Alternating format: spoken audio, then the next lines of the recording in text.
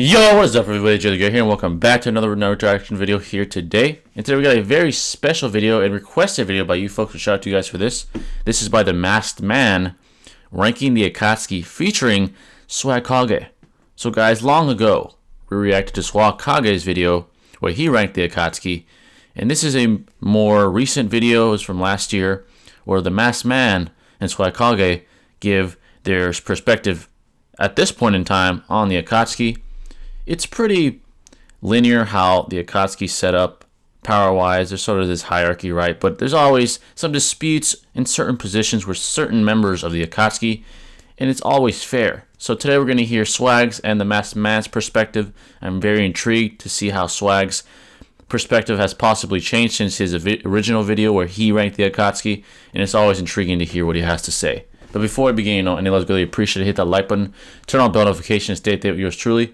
And if you're new and you enjoy and you mess with the kid, man, be sure to hit that sub button, because once you do, become part of the family forever. Let's not waste some more time. Screen. Let's see what they have to say today. Yo, how's it going, everybody? It's the Masked Man. What up? And today I have a very special guest for the channel. Go ahead and introduce yourself. Hey, how's it going, everybody? Swag Kage here. Now, this is a big collab for me personally, as I started my channel very much inspired by the boy here, Swag. And I thought a good idea for the video because I've seen various videos actually ranking the Akatsuki weakest or strongest. Instead, I thought it'd be cool to put a narrative spin on it, and this time we try to rank the characters from worst to best written. Right. Now, we can kind of get into this, but it's a little loose in terms of how you rank them. For instance, some of the members near the bottom, they're at the bottom because there isn't given much to their character versus the ones on the top, especially the top three. So the one that we have on the very bottom actually does have plenty of screen time. He's just lame. Kind of sucks.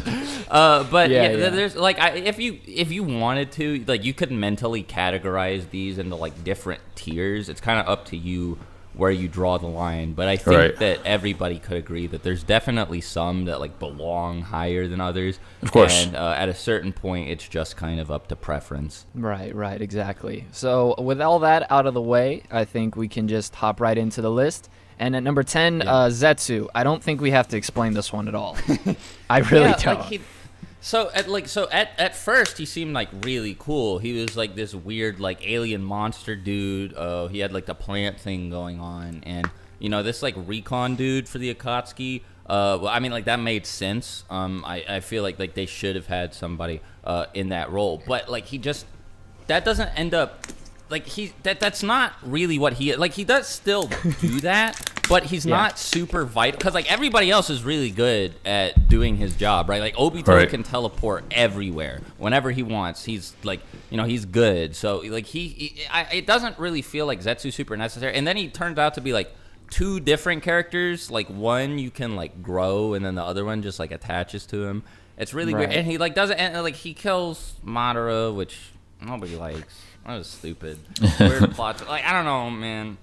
Yeah. No, but honestly, if your most memorable moment as a character is arguably ruining one of the greatest antagonistic forces in shonen, I think you deserve to be the bottom of any list. Right. So I think we could just move on to number 9. I actually need to say something about Zetsu. While I do think it's somewhat standard within Naruto fandom to put Zetsu around this placement at the very bottom of the Akatsuki power-wise, there is individuals out there that revere this feat in particular, where he kills Madara, right? They try to scale him at a pretty high level, saying that he's at a level above Madara because he was able to do that. I think it's kind of disingenuous. You know, all the feats prior do not indicate he's at that level. He was always a retcon man. He was always the man behind the shadows, implying that he never was very formidable, right? He never was very formidable. But again, there's always those kind of against the grain power scalers that put him at a very high place, and in fact, some put him at the top of the Akatsuki power hierarchy.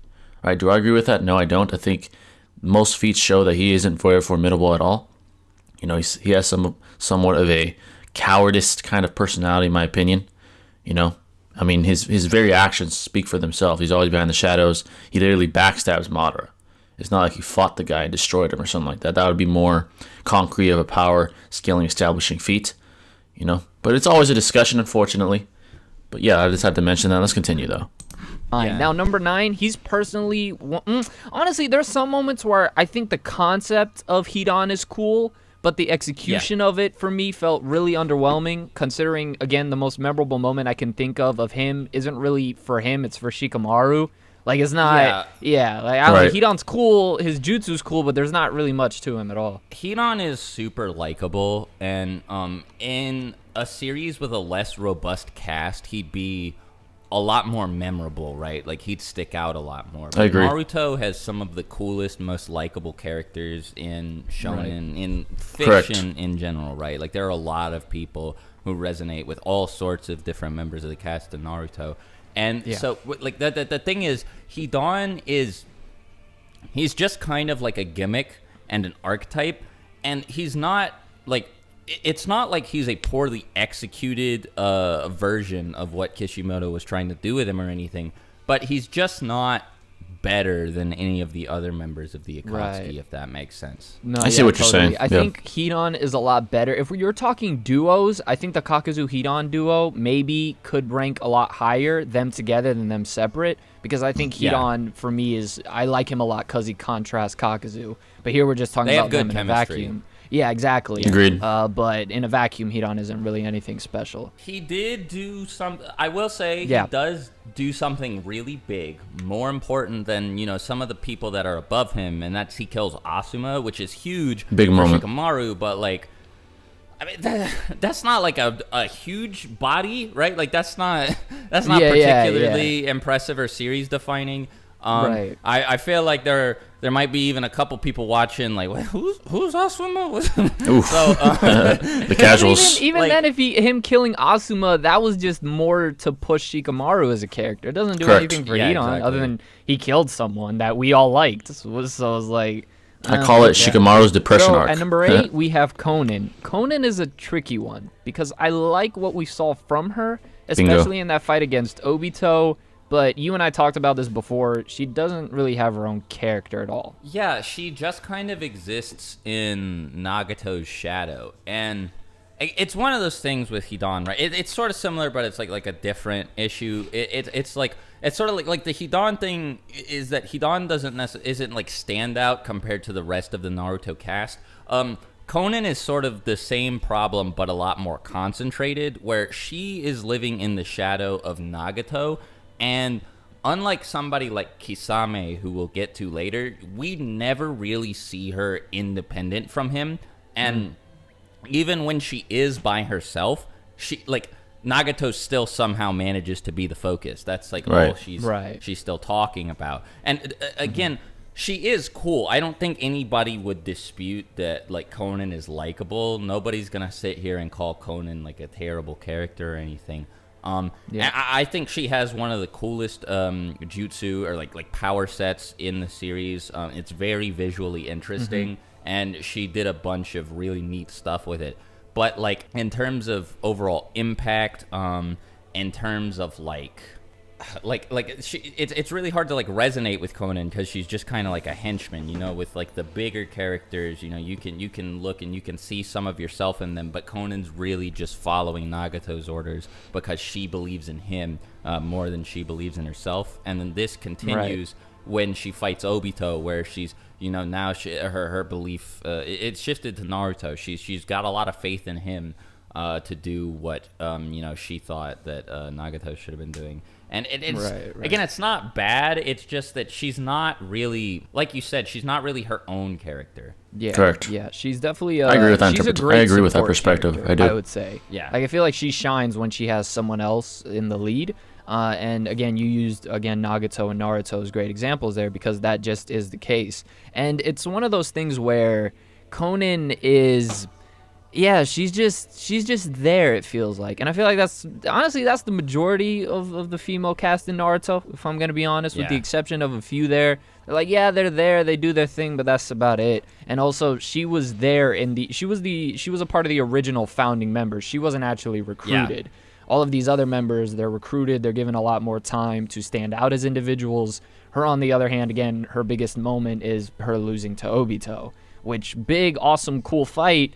but that doesn't really contribute anything to her to add layer to her complex, none of that. So Right. yeah, Conan's just, she's all right. Like, I don't dislike her or anything, but yeah. I agree. I think that there should have been more to her. I definitely think she should have been like second in command. But she's, I guess she technically is, but she doesn't feel like it. You know what I mean? Right, right. Yeah, no, Well, because and- all the other members are so imposing. She's also like fake second in command because Pain was the leader, but Obito was the real leader. And Yep. then also, Madara was the real leader, and then, And then Zetsu, Zetsu. the real leader. Yeah. So And then, yeah.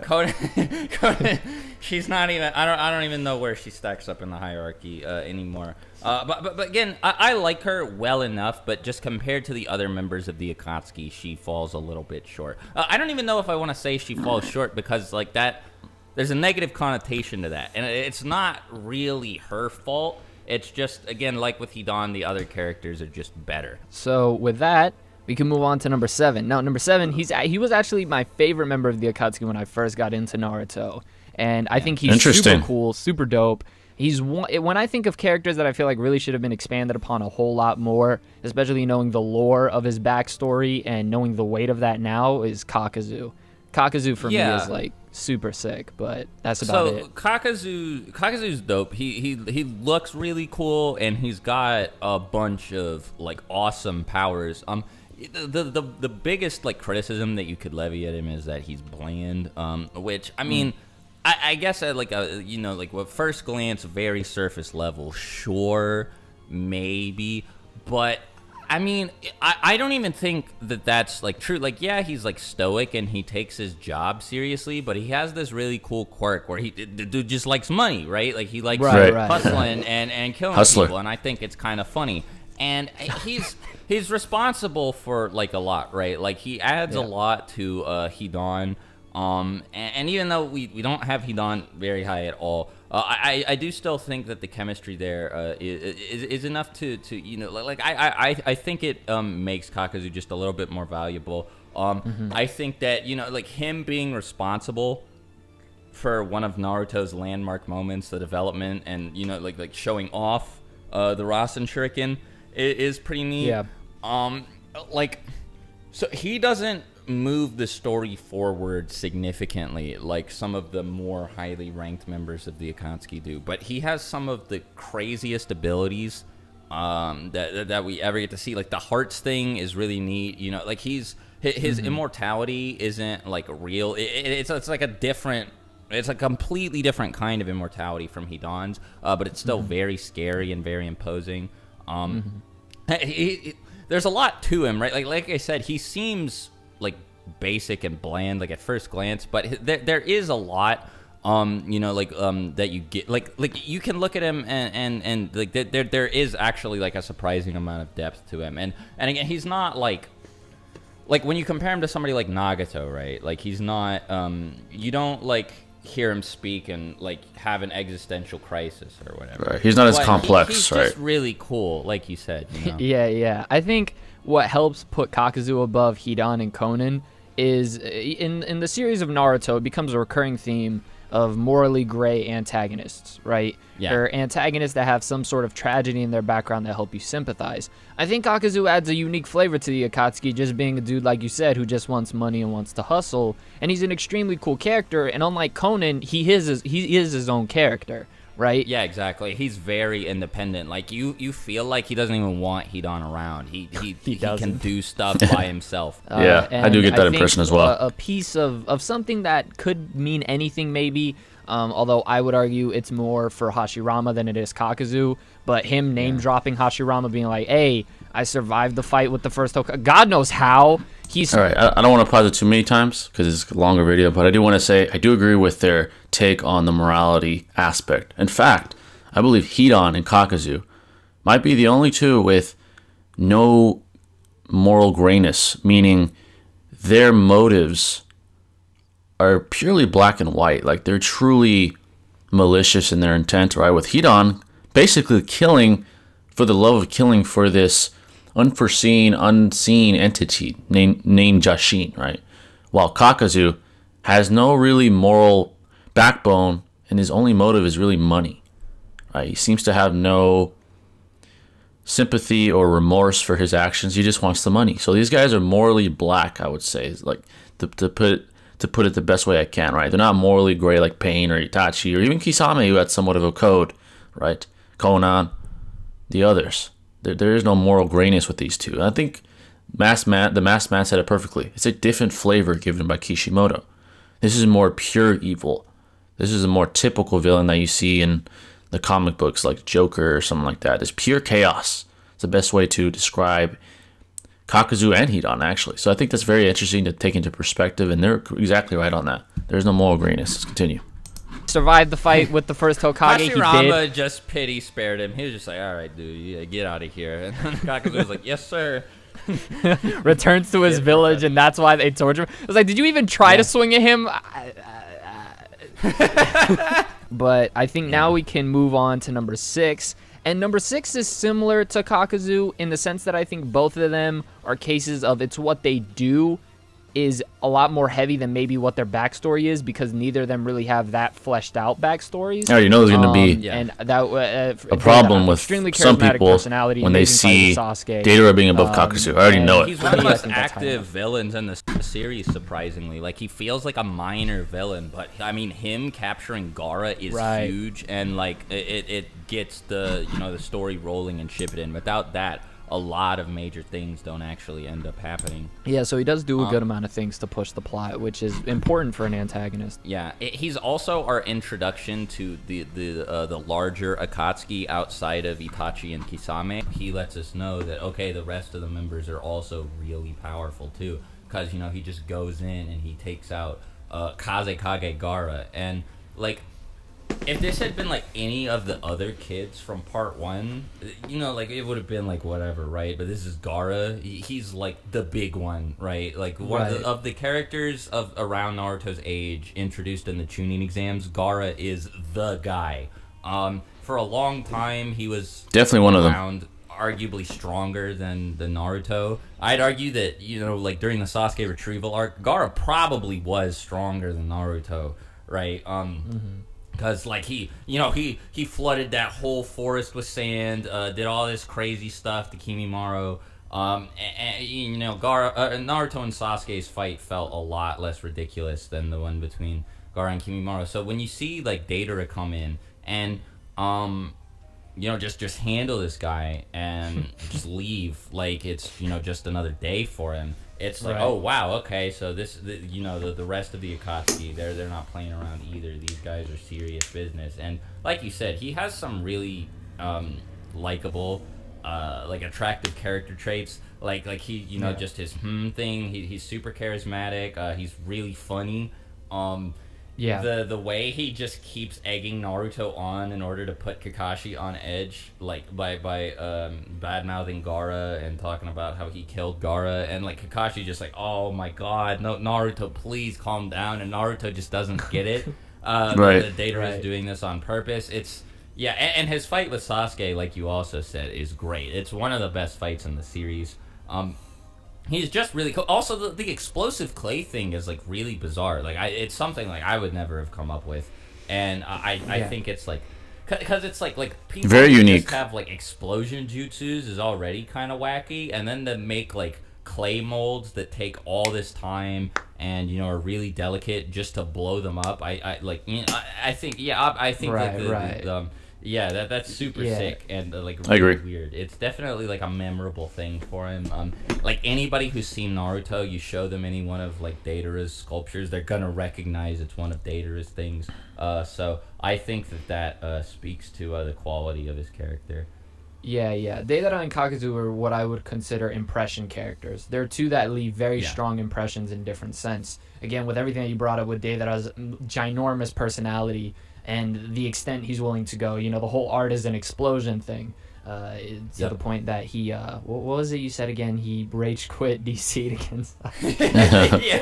Yeah. Before we started recording, we were talking about Deidara, and so like with the other members of the Akatsuki who killed themselves, which is like everyone from here on out, Deidara's was like the only one that wasn't like nobly motivated. right? Like, all of the other ones had kind of, like, respectable reasons for it. He just got, like, so mad that he couldn't beat Sasuke that he just, like, rage quit. He DC'd from the rank match. He was out of there, blew himself up. Exactly. It was really in character. Like, it was super on brand for him. It was really funny. And, I mean, when I was reading that, I was like, oh, my God.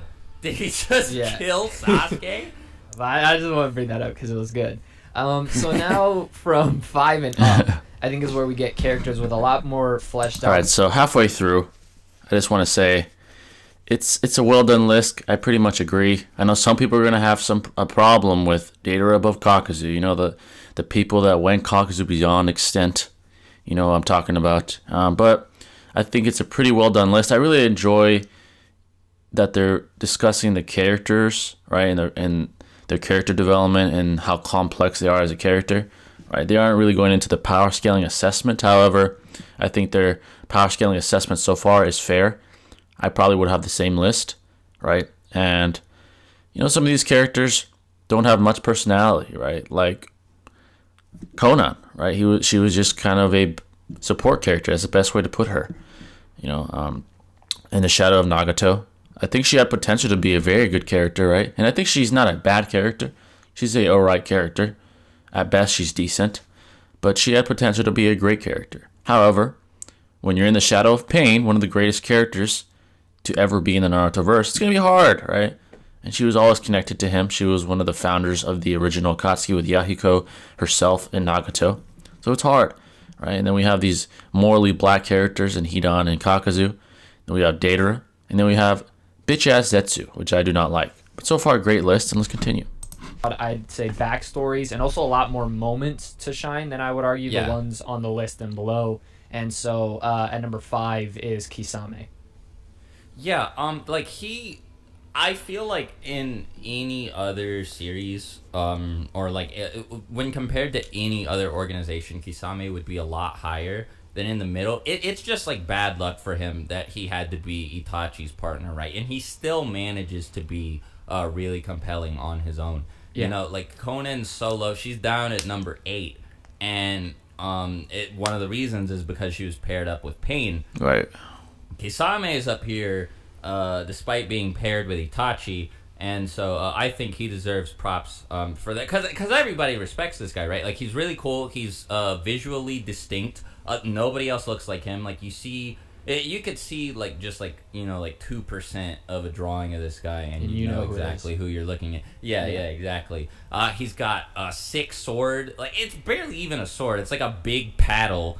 But like it's still super sick. He's got his cool shark mode. His fights with Guy are all really sick and really funny. Awesome. Yeah, definitely awesome. Yeah, like he's also charismatic. In a completely different way than Deidara, but he still manages to be just as charismatic as any of the other members of the Akatsuki. Honestly, like, he always has something funny to say, even when he's first introduced. And I think this is a big deal, right? Because Itachi had been built up for a while, so you knew who this guy was, like, going into their introduction. Even when he was first introduced, Itachi did not completely steal the show from him, and I think that's pretty, I think that's definitely worth mentioning, because Kisame doesn't really do any of the fighting, and him being there, like, you still remember who he is.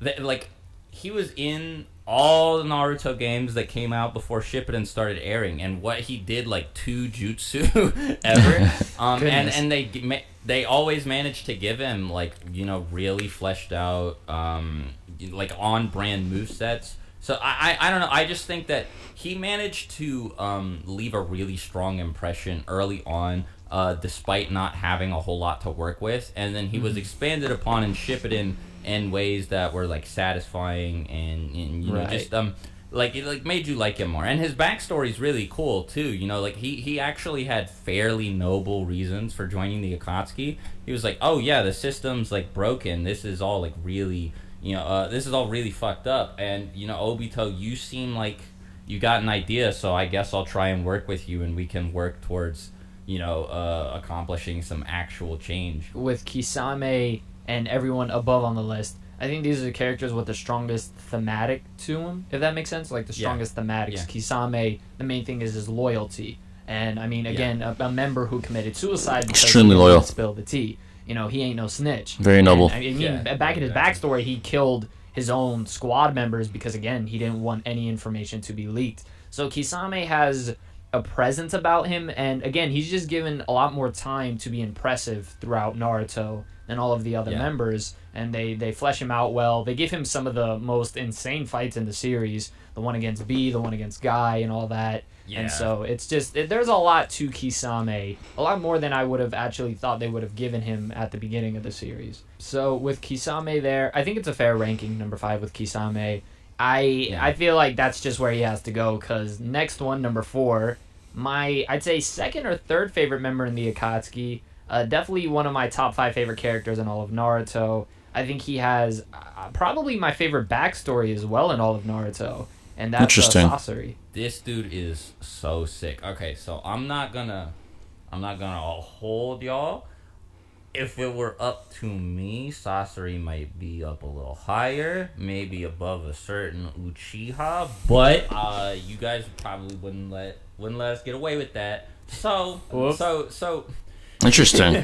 So Sasori is first and foremost so cool. Like there were, like Kakazu was as high as he was almost entirely because of his like swag factor. Sasori is so sick. Okay, like the guy, like there's so like he's got like his weapon is a dead Kage, and it's at the time he's introduced the strongest Kazekage ever. That's like what he uses to fight, is the puppet, like a puppet version of that guy that he killed. And which, by the way, he did without that puppet, his strongest tool. So he's like a lot weaker when he fought the third Kazekage.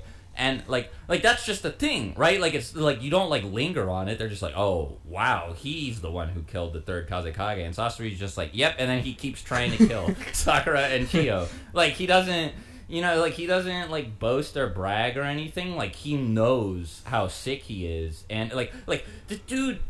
so, like, it's impossible for, like, a normal puppet master to do what I'm about to say. Because, like, for most people, like Kankuro, for example, you got to dedicate all 5 fingers of one hand to one of your puppets. When you're first starting out, sometimes you gotta dedicate all 10 fingers just to one puppet, okay? And Chiyo does something that's pretty cool when she does the Chikamatsu's 10 puppets and she controls each of them with one finger. And Sasori was like, well, I want to be able to summon a whole lot more than that at one time. And obviously, I don't have 100 fingers. So he just turned himself into a puppet and had like this string mechanism that like generates chakra strings so that he could just summon 100 and sick them on people. That was very cool. Yeah, when he summons them, he's like, yeah, I destroyed like a whole country with this. So get ready. And, like, dude, oh man, he's so cool. When he first fights Kankuro's like, wait, you're Sasori of the Red Sand? I've bought your puppets before. He's got so much clout, and exactly. That's just like the cool stuff about him, right? I also think that he's a really interesting character in his own right. I think when it comes to, I'm glad you got all that out of the way, because Sasori is one of the characters with so much hype, but he has a lot to him that backs all that hype up. Like, he's not just hype. Yeah. And going into his backstory, when you learn of his childhood and you learn about his detachment, I think, from humanity, seeing how once his parents died, and I think he became obsessed with puppets. And he even recreated his parents into the form of puppets. And I think it was an interesting fact that I thought was so neat was he got so tired of waiting for his parents that's why he hates waiting as an adult. Like, it's little things like that I really appreciate being done with the character to really give them more personality and more complexity, because Sasori, he's this cold-hearted serial killer, but in his backstory you can perfectly see how he got to that stage. Right. And it's one of those things where I never felt so sad for someone who just low-key was about to murder everyone I loved and cared about in this current cast.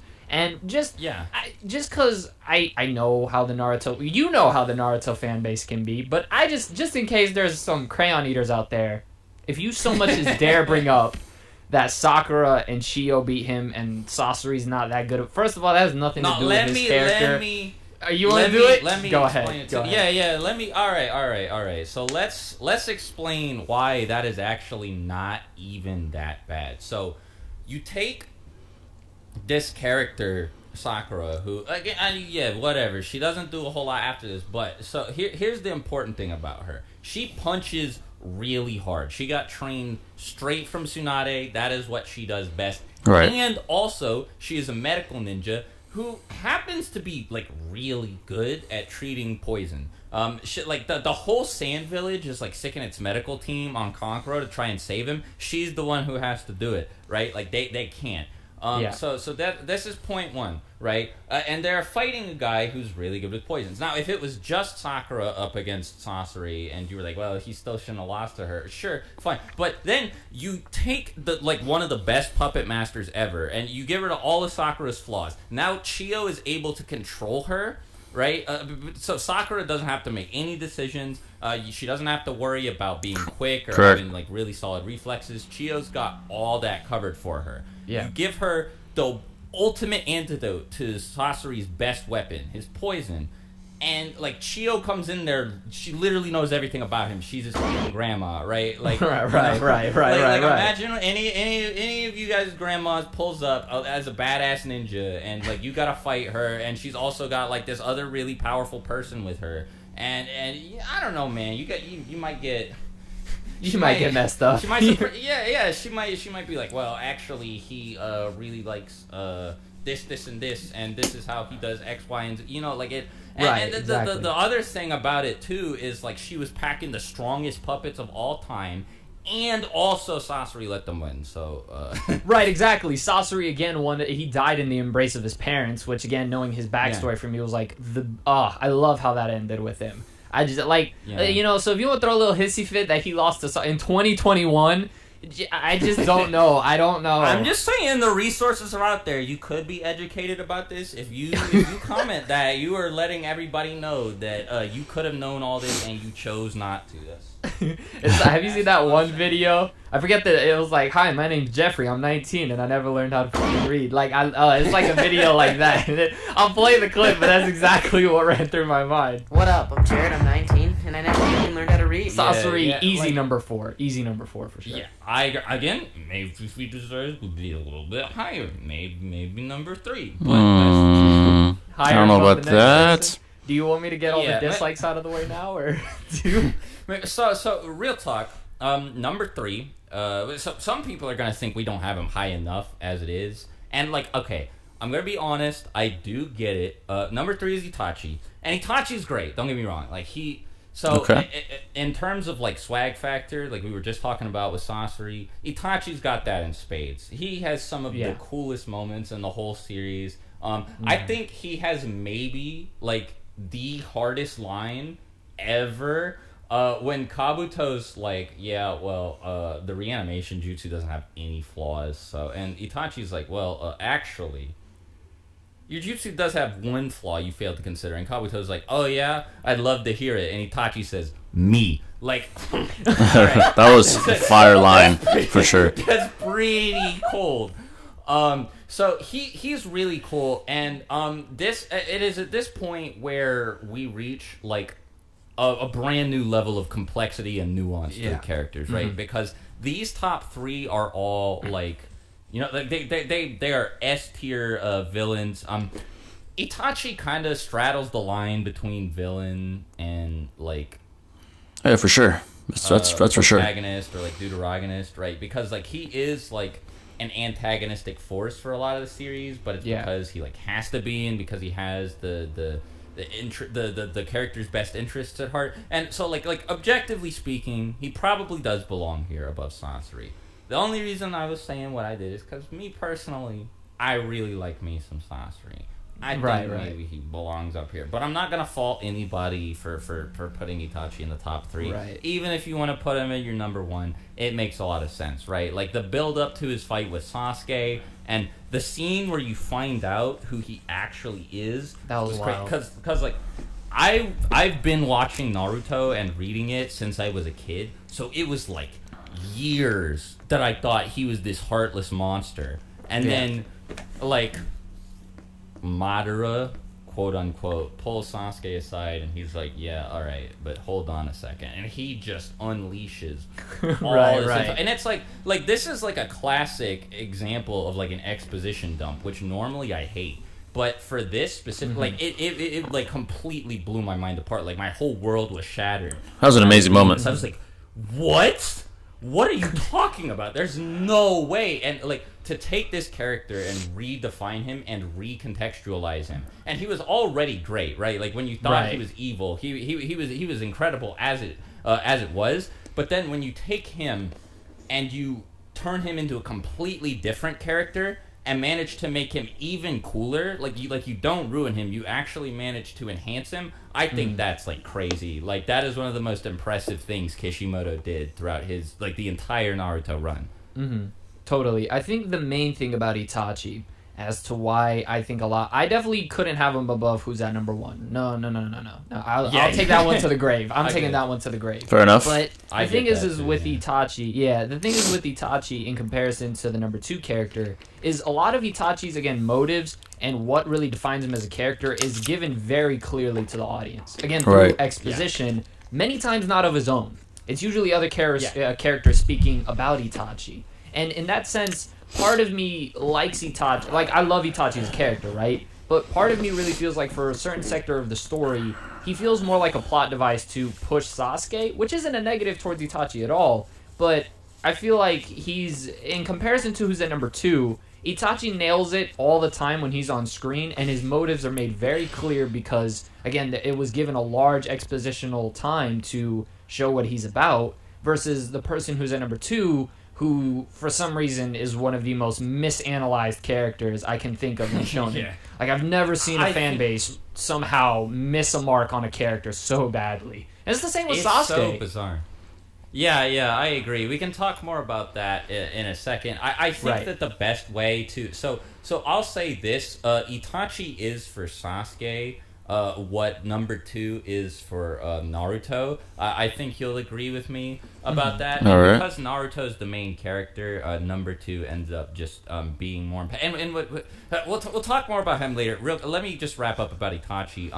There is like a whole lot like of depth to him. And I do agree with what you said. A lot of the cool stuff about him does come from other characters, and that can be... that can be a mark against him from a certain perspective because it sort of takes some of the agency away from him. But I also think that it kind of works to enhance him a little bit because it makes him feel even bigger than like just, you know, like he kind of like transcends being a person and is more like a force of nature because he just accomplishes and changes so much in and about the world. And I mean, like the amount... he was a really big deal, right? Like, aside from Orochimaru, he was, like, the guy to take down throughout the beginning of Part 1. And then, I mean, like, Orochimaru kind of took a back seat to him throughout the beginning of Shippuden, right? Like, Orochimaru was there, but you knew, like, Sasuke's big target was Itachi. Correct. Their fight is really cool.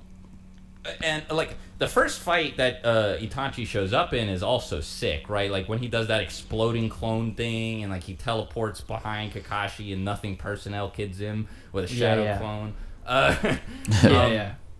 Yeah, and, like, Tsukuyomi is also sick. So I definitely think, like, it would be a bit weird not to have him in at least top 3. He has so many good things going for him.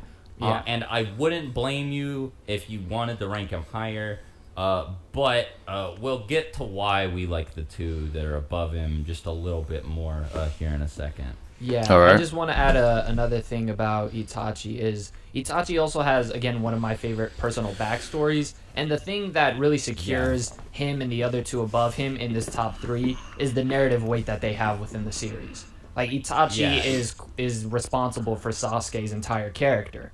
And everything that he does to move things within the narrative of Naruto is ginormous. So he definitely deserves where he is. And like you've been saying, he could definitely go higher. This might be to spite some of my homies, but yeah. No, I get it. It's really personal. I agree with our ranking. But like I wouldn't. But what I'm saying is, you're not wrong if you think Itachi is, above where we have him. Right. But I'm ready. I'm ready to talk about who we got at number All 2. right. This All right. boy right here. Yes, Let's sir. Obito. Obito. Okay. This is. So they think the Pain's man. number 1. And like All you right. said, he is one of. If By the way, I think it's clear now that this isn't a power scaling one. I think this is based on the character, because they're not talking about any power scaling. They're talking about the characters, right? Correct me if I'm mistaken. I think this is based on the characters and how good they are as characters, which changes things drastically, right? So, yeah, they're not really talking or discussing it, anything that comes to power scaling. They haven't at all. So, pretty sure that's what they're doing. Again, correct me if I'm mistaken. not the number one most misanalyzed, misunderstood characters in shonen, maybe even in fiction, period. People seem to I don't get how people like hear him talk and hear him say the things he says and come away thinking the things that they do about him, but like okay, let's go ahead and get it out of the way for like the It's the 2021, mouth breathers, bro. right? Oh, the mouth breathers. He did not start the fourth war over Rin. He says this to Kakashi. Like, as a matter of fact, Kakashi brings up Rin multiple times while they're talking, and Obito's like, "You're still on that?" Right. He's like, bro, I've been past... The fact that it's stated in the manga and in the he states it himself, and it's 2021, that's right. and people legitimately still think this. When you've had 4 years now, I think, to analyze that you are a Crayola chomping, crayon eating... like, bro, it hurts. It hurts. And Imagine pouring in your milk before your Crayola crayons in the cereal bowl. I can't. Oh my goodness. Captain Crayola, just Crayola flakes. But even if the Rin thing was a case, it's almost as if people forgot everything Obito was before that. When he was Toby, when he was pretending to be Madara, this man was name dropped from near the beginning of Naruto, and he's one of the ties to Kakashi's mystery as a character, but also he's the perfect parallel to Naruto as the protagonist. Like, Obito has so much narrative weight to the story, and I think thematically he's beautiful in terms of falling into despair. He has some of the most unique movesets in the entire series. I mean, just one moveset with Kamui. Oh, yeah, man. The fight against Kakashi is cool. that's my number one fight in the entire series, Kakashi versus Obito. That's a good pick. It's a very good fight. It's like there's very so good fight. much great things about Obito. Are you really, even if it was the case, which we just debunked, would you really throw all that out just because he was like, hey, yeah, Rin? Like, what the... Wait, what's with the inconsistency, right? Because everybody likes Orochimaru, and he is like a confirmed How to Catch a Predator feature, right? Like, that guy is... Yeah, right. Like, he straight up has some, like, weird pedophile vibes going on. And those are very intentional. And then, like, all the Obito stuff, people are like, well, he seems to me, in my opinion, like he might be a pedophile, even though he says he's, like... He's definitely not a pedophile. It's not even like he... It's so stupid, because, like, even if he was still attached to Rin, like, I feel like it would be... You kind of have to do mental gymnastics to not assume that that's, like, platonic at this point, right? Like, Rin, like what Rin represents to Obito isn't like, oh, I want you to be my girlfriend. It's like she was the only person who, in every situation, at this point, it would be the idea of her. It's obviously nothing that implies pedophilia. Even Kakashi, who like definitely not that quote unquote died, was probably like his best friend. You know, Kakashi was an asshole for a really long time. Yes, Rin was just like, you know, she was like pure goodness. And he really did like want something with her, but I don't think he ever like held it against her, and I don't think he was like bitter that they didn't get together. Like, I think he was just sad, but like he just saw her as like an example of, you know, okay, this is the sort this is like an example of, you know, good in the world, which he didn't see a lot of. And when he saw Kakashi kill her, he like, I feel like his mind just snapped, and he couldn't comprehend it. Right. And the other thing, like, people gotta keep in mind too, is it's not like his life was like good before that happened. It's not He like grew that's up the in a only war, bad an thing that orphan. happened. Yeah, he was a child soldier orphan, and like everybody probably like I'm sure there are a lot of people who will be able to relate to this. Like maybe if you have like a really distinguished or accomplished like older sibling, or if one of your parents is did anything that was like super really cool. But like Obito was an Uchiha, and so the standard that he probably had to live up to was like way higher than he ever asked for, guaranteed. And so like for him to be like a klutz and an idiot and just never be able to live up to what people expected from him, I mean, that must have been like really rough for him. Right, And yeah. again, I get like people bullying you isn't a reason to turn into a nihilist, but it can probably help, especially when you throw in like, again, being a child soldier and stuff. Like when you grow up being really insecure, feeling really dejected, it makes it a lot easier to start being a pessimist, right? And so, like, for all this other stuff to happen to him, it makes sense for him to stay. I mean, like, at the end of the day, it's not like what he wanted was selfish either, right? Like, he wasn't just coping with the fact that Rin died. He really wanted to change the world. And now, granted, I'm not trying to say that he was, like, a noble, heroic fella throughout the whole series. He did some evil things, but this came as a result of the character is the only example in Naruto of like a full-blown nihilist, right? Like he just straight up said, he's like, look, I can do whatever I want in this world because nothing matters. It just sucks. Exactly. I'm gonna do whatever it takes. I don't care how evil I gotta be to make sure my utopia comes to fruition, and at the end of the day, everybody's gonna be in paradise and it'll all be fine. Right, like I don't know, like he's just super layered and complex, and he's a great foil to Naruto, probably better than anybody else because he was Naruto growing up. Exactly. And unlike Naruto, he did it. He wasn't consistent. He couldn't do it. He cracked. He lost hope. He fell apart. Yeah, exactly. He fell apart. And like especially with all the crazy stuff that happened in 2020, I'm sure a lot of people probably maybe hit like an emotional low point. So you can probably see why like Obito watching his best friend kill his other best friend, and maybe after with all this other stuff going on, it makes sense that he would just be like, oh wow, yeah, everything sucks. And I don't know, I don't have any issues with him, man. And also like speaking about the swag factor thing, that Itachi and Sasori have, and like you see the Sharingan, like he's so enigmatic and mysterious, and he feels so powerful, and like the fact that you believe that this is like Madara who's been built up forever, like man, he's so cool. I'll let you. I've rambled for so long. Though. You can say some stuff about it. No, yeah. This is he's kind of the character that inspired my channel icon, the Masked Man, and everything. Yeah, Obito for me, from the very get-go, is, again, just, I don't want to restate everything you just said, but essentially my favorite scene in the entire series is when Obito murders all the Bloody Mist Ninja in a fit of rage. There's probably no more bloodshed in the entire series than there is in that scene. And Obito, at the end of it, when he's holding Rin, he says, I see now, this is hell. People need, like, I don't get how people miss this, but his entire ideology was being put into question by Madara. He works his ass off during God knows how long that time was when he was trapped in there, but with that giant boulder.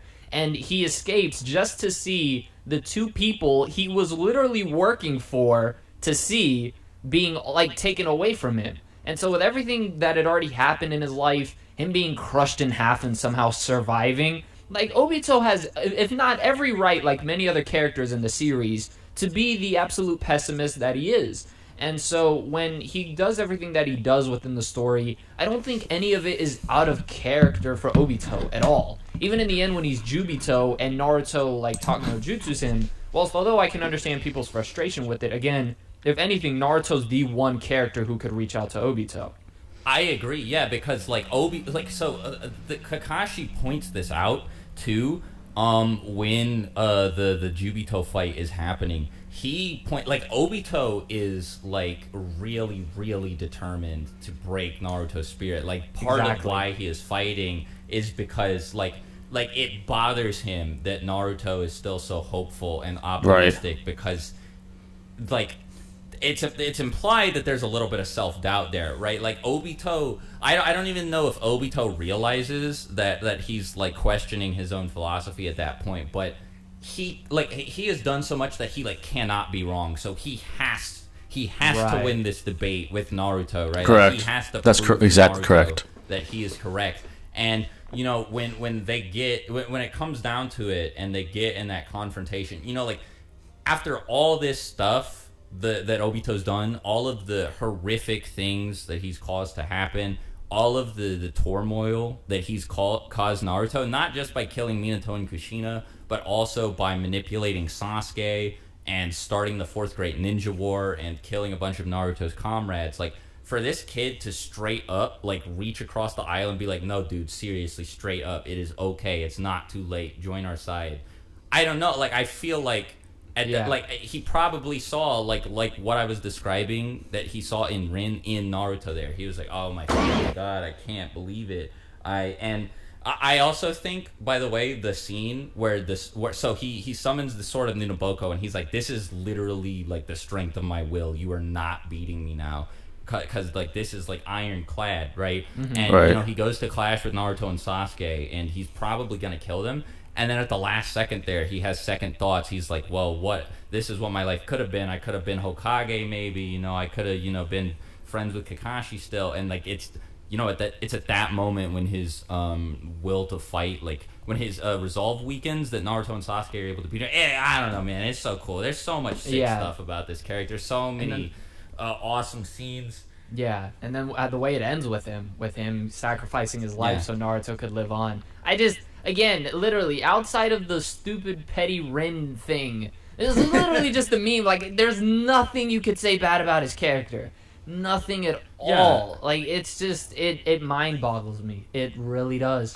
It really does. I think there's some people that are salty because they really like Minato and Kushina. And don't get me wrong, I love me some... and Neji. too. Don't get me wrong, I love me some Minato.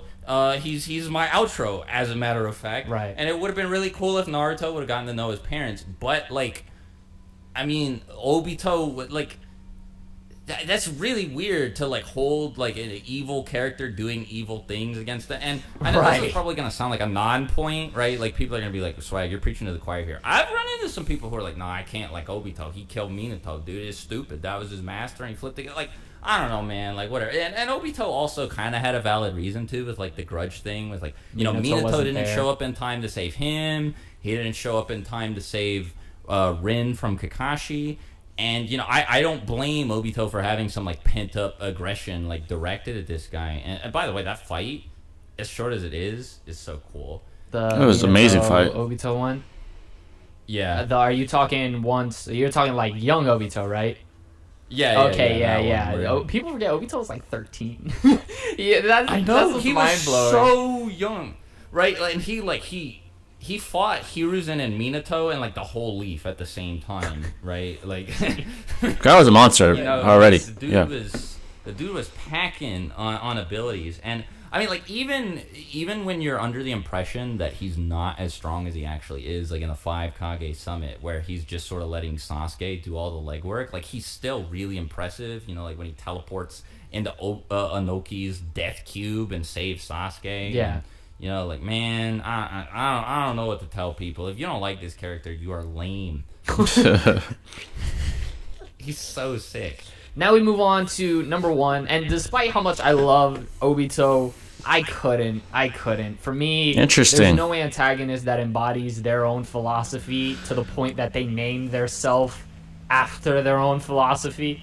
Right. And that's Pain. Yeah. Pain is without a doubt, for me, one of the best antagonists, period in anime and manga. Yeah, I agree. I personally would put Obito above Pain, but I do think that Pain at number 1 might be correct, like, speaking objectively, because, I mean, man, like, the second you see him, like, the amount of presence he has, right. like, just through his design alone, the Rinnegan is so scary. Very imposing. Like, all the piercings and, you know, like, you take a look at him and you're like, oh yeah, this is this is the big boss. This is the guy. Yeah, big man. Yep. Yeah, like this is, if you want to split Naruto into 3 parts, right? Like part 1, and then you got the first half of Shippuden pre-war, and then the war half of Shippuden. Pain is, I mean, like everybody knows this, but he's like the final boss of like that second part there. But like the reason I'm saying this is because he really feels like it the moment you see him. Yep. You know, like a lot of people talk about how you know, how good the scene where Madara first shows up is, because he makes it very clear very quickly that he's no joke. You know, they're not gonna get rid of him like without a crazy fight. Like this dude is gonna make it hard to take him out. And the thing is, in order to do that, Madara has to like kill a whole platoon of ninja, but like Pain just like walks into frame, and you're like, oh my god! Right. So, yeah, Pain gave one of the best presences ever. I love his backstory, and I always loved how, as an antagonist, he still felt like he was the protagonist, which is part of the whole Cycle of Hatred speech. When you talk about iconic anime speeches, Cycle of Hatred is one of the very first I think anyone would think of. Most people would consider Pain Assault arc their strongest arc in Naruto, or at least one of the top ones. My favorite arc, personally, the Pain arc. Pain speaks to a top quality antagonist. I mean, he pulled up and vibe checked a whole village with one move. Like, I don't... Correct. As soon as he did that, you knew what was up. And his ability to push Naruto to his breaking point was amazing. I thought that was one of the things where seeing him completely dominate Naruto, who had just trained so hard to get revenge on Jiraiya, you know, and then to find out Pain had a connection to Jiraiya before Naruto even knew. Like, all of that was just so amazing into building up the tension between Pain and Naruto. And so I don't know how you could use anything to argue against Pain. It's just, for me, there's nothing wrong with him at all.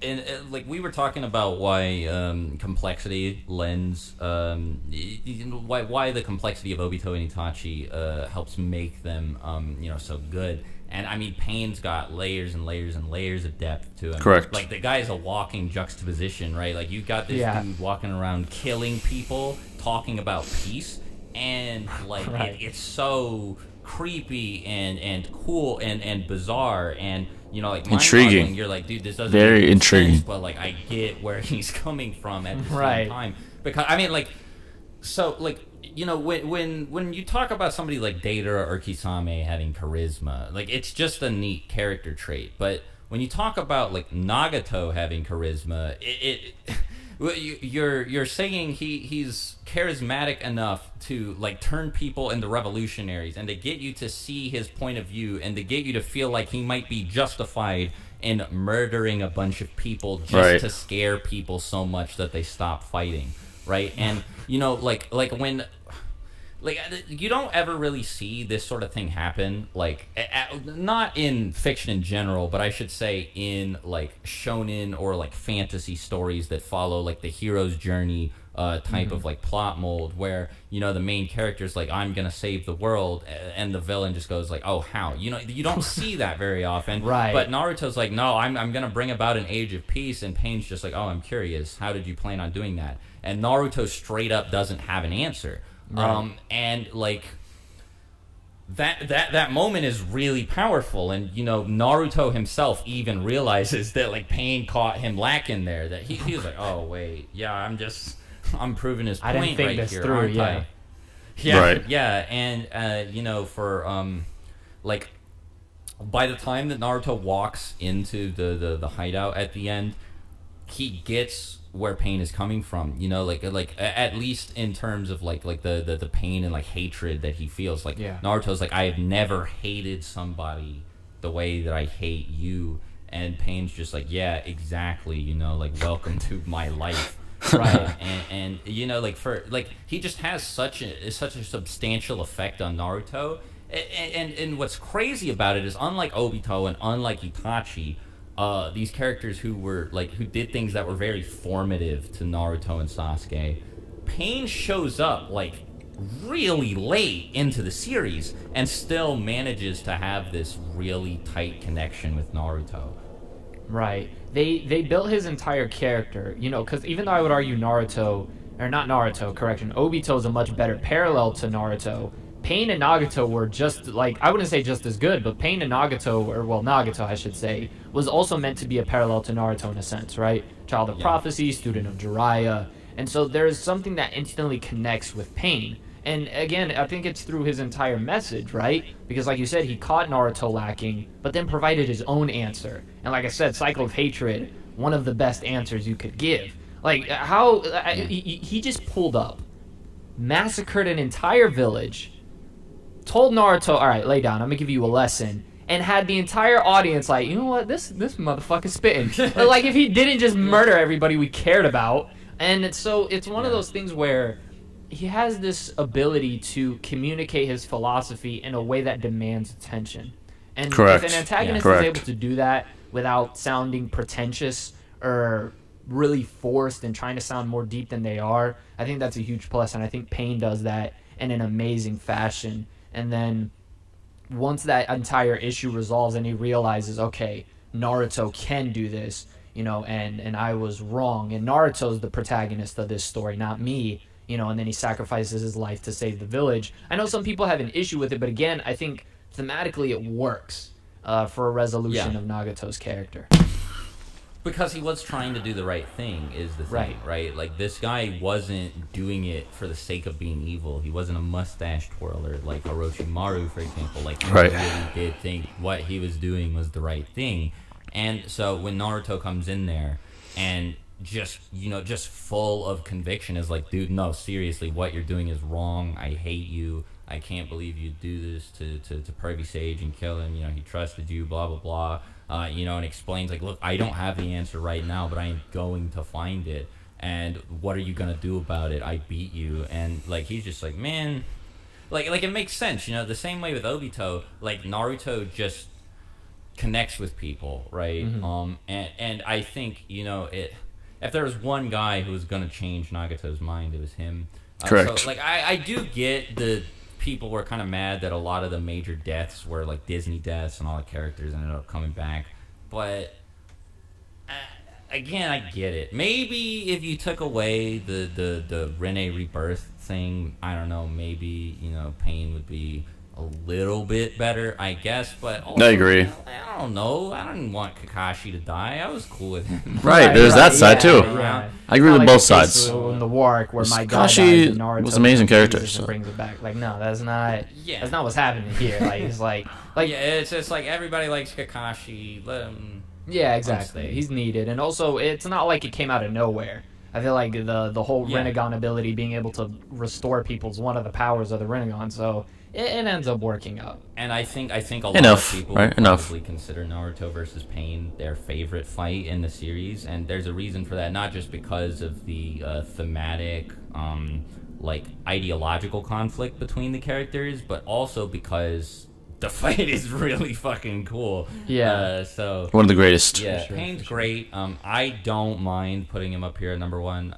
I think a case could be made for Obito being the best. And if you really wanted, I guess you could also say Itachi's number 1. I think it's between Pain and Obito. Again, I don't mind putting him up here. I feel in my heart like maybe he might be the objective number 1. It's really hard to say. But the point is, I definitely don't blame anybody for putting him at the top because he is great and he's like one of. I think the thing is, more than Obito, he's one of like the iconic anime manga villains. And again, that's not all Obito's fault. That's a lot of people who aren't Obito's fault. You know, the people who read the series and didn't get who he was. But regardless, the fact still remains that I think people remember Pain. More people remember Pain really fondly and see him as like representative of a lot of the good in Naruto. Right. So, you know, I think, like I said, He's a very good villain. Very good character. Definitely very a case to good. be made for him being number 1 here. Yeah. But yeah, we went on for a bit. We had a lot to say. This is a great video, guys. About these guys. Very interesting. I really like how they delved into the personalities and the character. But, aspects of thanks each for having Akatsuki me. member. Hey, man. I like talking about Naruto. Very good video, guys. For a living, so this was fun. Hey man, anytime for me. This is a big honor, and I know some of my homies are gonna be doing backflips seeing this. So yeah, man, great to have you aboard. As always, I'm gonna be leaving the link to Swag Kage's channel down in the description below. And Good if video, you're new guys. to this channel, make sure you like, comment, subscribe, and turn on the bell notifications. That way you're notified whenever a new video pops up on some of your favorite anime, manga, or whatever content. As always, this has been the Masked Man. Hope everyone has a blessed rest of the Peace out, guys. I messed it up. This is the first time I've messed up my outro. From the top. Screw it. Peace. Bye. I am recording. Bye, everybody. All right, guys. There you guys have it. Very good video. And I definitely want to give my 2 thoughts on this. So, I think the video was well done. My first impression was they were going to go into the power scaling assessment of the Akatsuki members, but I think instead they ranked the characters based on how good they are as characters, not power scaling necessarily. They were discussing, the cons and pros of each character and the personalities and their impact on the narrative storyline of Naruto. Right. So, do I agree? Well, Pain, right, is one of my very favorite characters. Itachi is my very favorite character in all of Naruto. However, it's a tough toss-up. I don't think Obito is above either one, in my opinion. I think he is a pretty complex character. However, the criticism for him would be, well, while Rin's death wasn't necessarily the only reason, it was one of the biggest, right? Madara was influencing him and manipulating him and basically brainwashing him into thinking the same way that he does, trying to install his philosophy within Obito's brain. And so, as we later learned, he set up this whole thing to have Obito witness the death of the girl that he loves, right? That was the catalyst for the change in trajectory of Obito's philosophy, right? He did a complete 180, going from a Naruto-type philosophy to a extremely nihilistic one, similar to Madara's. That was what changed everything, right? So that was a big reason, right? And it's not only because of Rin. It's not because he was a simp or something, and he's like, oh, the love of my life is dead, so fuck everybody. No, that's not what it was. It was kind of a loss of hope, right? That was the tipping point where he lost hope and got on to Madara's program, essentially, right? Carried out his legacy. Got on board with the idea of there never being a solution to optimal peace. And he went on this huge journey of evil, killing Naruto's parents, destroying the Leaf with the Nine Tails, almost killing Naruto himself, doing many, many vile things throughout his journey up until the war arc, when Naruto finally faced him. Naruto was a mirror image of what he once was, and is a mirror image of what he couldn't be at the same time, because Naruto never lost hope. Did he see the love of his life die before his very eyes? No, but he never lost hope throughout all the cruelty and all the war and all the battles that ensued for him. He never lost hope, right? Even when Pain seemingly destroyed everything, he continued on. That was a very big moment for Naruto, when Pain killed everybody, right? And if you remember, he asked Tsunade, is Kakashi gone? Or where's Kakashi? I don't sense him. And he quickly gathered the info and came to the conclusion, oh, he's dead. So not just Jiraiya's gone, but Kakashi's gone as well. My senseis are dead. So instead of giving in, he kept going. He kept pushing, something that Obito never could do, right? So basically, Obito was trying to justify his own actions by trying to have Naruto break, and he couldn't do that. Which is why at the very end, before his death, we got a glimpse of the old Obito. He realized that he was wrong, and that he should have stayed strong with his own beliefs. He should have had more conviction. He didn't have enough conviction to overcome the tough times. Instead, he became the world's greatest villain for a period of time. Right? That's basically what took place. But as far as who I think is number one, it definitely is a toss-up between Pain and Itachi. And I'm being objective, right? I love Itachi. Itachi is someone who's extremely complex, right? somewhat of an anti-hero, right? And so good at being a villain that we thought he was a villain up until, obviously, Obito told Sasuke the truth about who Itachi really was, right? Very complex, very selfless, very, very selfless, to the point where he's willing to be a worldwide renowned terrorist who left his village and killed his clan for the sake of being a vile individual. He was willing to go through all that for one guy, his brother. He was willing to do that for his brother. He had such deep love for him. He was willing to do so. And he was always about the greater good, right? He was always about that. His philosophy is, at the end of the day, I must do what's right. I must do what would benefit the most people, which is why he killed his clan, right? Why he gave in to Danjo's order. Because he knew if he wouldn't have done that, there would have been even more casualties. There would have been a war that ensued, with possibly even his own brother dying. So he said, hey, I have to do what I have to do. I'm in a very tough position. I'm a double agent. I'm with the Uchiha. Yeah, I'm with the Leaf. I have all this weight on my shoulders. I must act no matter how I feel. He even had to kill his own parents. You know, it was a darkly beautiful moment, right? It was a crazy moment.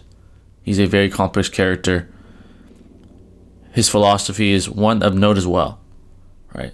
So he's definitely possibly number one. Pain, however, spectacular character. The Pain arc, my favorite arc to this day. It was just filled with suspense and so many strings to pull us emotionally. I was so emotionally attached to that arc. Pain is a polarizing figure. Polarizing. His philosophy was explored in depth with Naruto's. Right, when he was talking to Naruto, when he had him pinned down with those chakra rods, he was talking to him sincerely. It wasn't a patronizing thing. He wasn't mocking Naruto. He was serious. He's a truly morally great character. He basically said, the only way to stop this cycle of hatred is for everyone to feel pain. I must enact a program that allows everyone to feel pain to stop the cycle of hatred.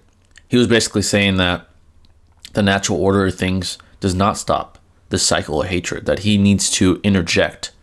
He needs to infiltrate that natural order and cause such a impactful event that people are fearful in ever continuing another cycle of hatred. More war, more battles.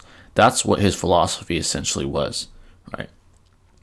And his ways changed through his own experiences as well. Through the Rain Village Wars, right? During the Fourth Great Ninja War, he saw that Yahiko die at the hands of Hanzo.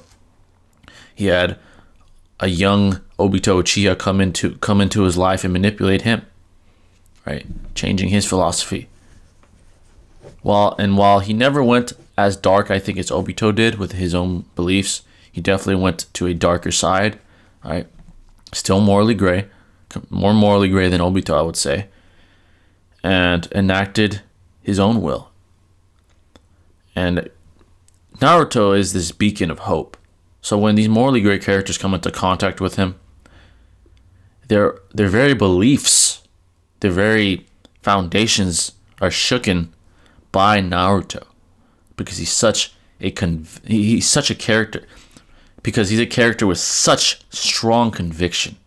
The strongest, I would say, out of any character. Clearly, I mean, obviously, he's the main character. But Pain had him pinned down for a moment. Almost put doubt into him, asking him, what's your idea of peace? And he didn't know.